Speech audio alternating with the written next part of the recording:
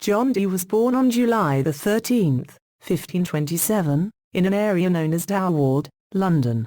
This area derived its name due to its proximity to the Tower of London.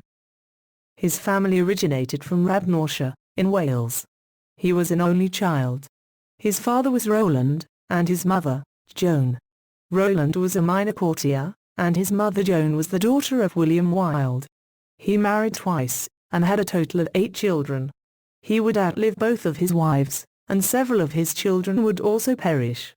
In 1535 he attended Chelmsford Chantry School, and then from there he went on to St John's College in Cambridge, from 1542 until 1546.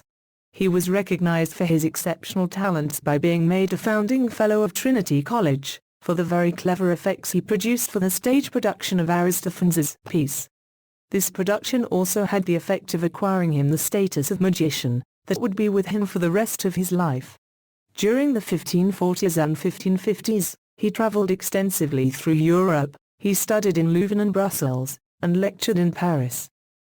John Dee's career was a very long and varied one. He was an extremely talented mathematician, and believed all creation centered around numerology. He was arrested in 1555, and was able to exonerate himself.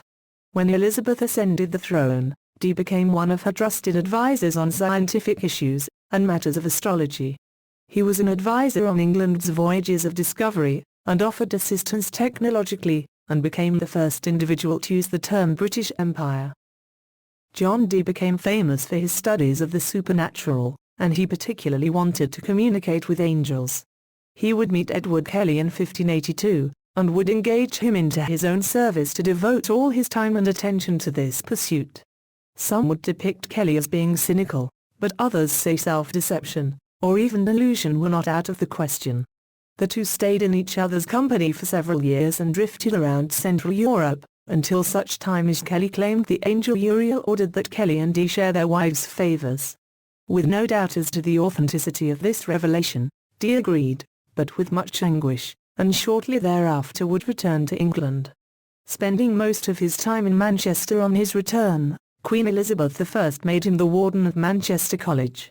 Whilst he and his family resided in Manchester, his wife Jane and several of their children would become victims of the plague.